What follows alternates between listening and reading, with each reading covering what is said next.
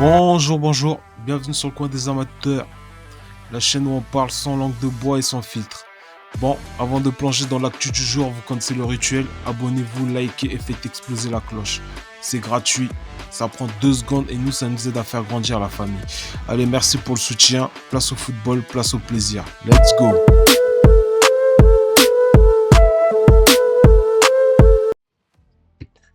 Bon les gars, mais moi je viens d'apprendre l'info, apparemment le Paris FC ils veulent N'Golo Kanté. Ça va être du lourd pour eux, c'est pas une blague. Bah, les promus boostés financièrement avec l'argent de la famille Arnaud, ils veulent frapper fort. Et franchement, qui de mieux que Kanté pour leur donner du crédit. À 34 ans, ça va, il a encore le niveau. Il a un bon CV. Première Ligue avec Leicester, Ligue des Champions avec Chelsea, Coupe du Monde avec les Bleus. Bref, son CV, il a un CV. Et malgré son âge, le bonhomme, ça reste une machine ça reste une machine au milieu de terrain. Ça peut leur faire du bien à Paris FC. Bon, et après 2 ans, il a toujours pas prolongé. Bah, c'est une opportunité pour le Paris FC. Et imaginez un peu un 9e champion du monde qui revient en Ligue 1. Après Giroud, Tolisso, Dembélé, Pavard, Pogba, Thauvin, Sidibé, Luc Hernandez. Wow, ça fait du monde.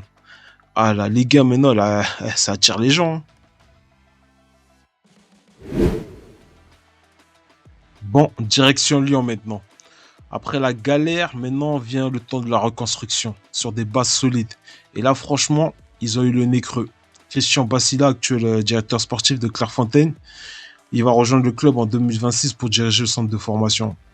Et il faut dire, l'homme, il connaît la maison. En ancien joueur, formateur passionné, c'est le genre de mec qui transforme un U17 en futur international, quoi. Une belle pioche pour Lyon, je trouve. Une belle pioche. En fait, ils veulent revenir à leur réputation qu'ils avaient à l'époque. Hein. À l'époque, c'était la meilleure centre de fabrique des pépites en France. Alors, faut pas se mentir, ces dernières années, c'est catastrophique. Hein.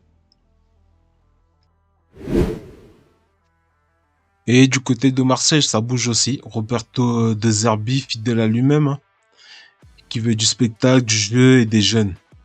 Et là, c'est le petit Robinho Vaz, 18 ans, qui commence à faire parler de lui. 4 buts, 2 passes décisives et une maturité de vétéran, le mec.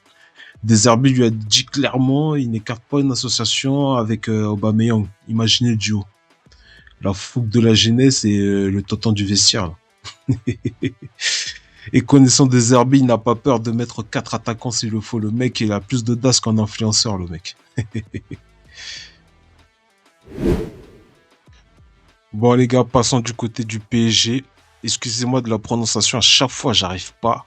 Donc sur cette chaîne, je vais toujours dire Vara au lieu de Varashkelia. Je sais pas si c'est ça, mais on va abréger. C'est Vara. Bon, une petite anecdote sur le joueur du PSG. À ce qui paraît, en 2021, il a failli signer du côté de Nice. Le joueur vient du PSG. Les Aiglons étaient tout proches de faire venir. Mais entre agents foireux, papiers manquants et exigences financières, le deal l'a capoté. Hein. Résultat, Naples a flairé le bon coup. Ils ont payé 10 millions et le reste, c'est l'histoire. C'est de l'histoire. Hein. 2 ans plus tard, le mec soulève la Ligue des Champions avec le PSG. Comme quoi, le destin, ça tient un coup de tampon mal placé.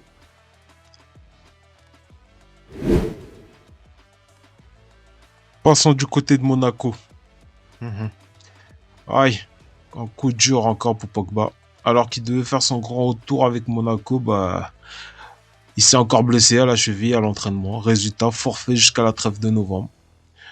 Le coach Pagoli a tenté de nous rassurer, mais soyons honnêtes, entre blessures, suspension, retour raté, il a vraiment la poisse, ce mec. Il a une vraie poisse. Bon, on lui souhaite le meilleur.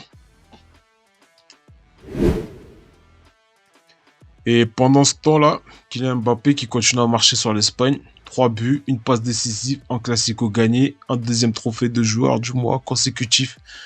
Ah ouais, le gars, il est en feu cette année. Hein. Le gars, il a littéralement en mode je suis venu, j'ai vu, j'ai marqué. Les Madrilènes l'adorent, les Barcelonais le détestent. Bref, tout va bien dans le monde du foot.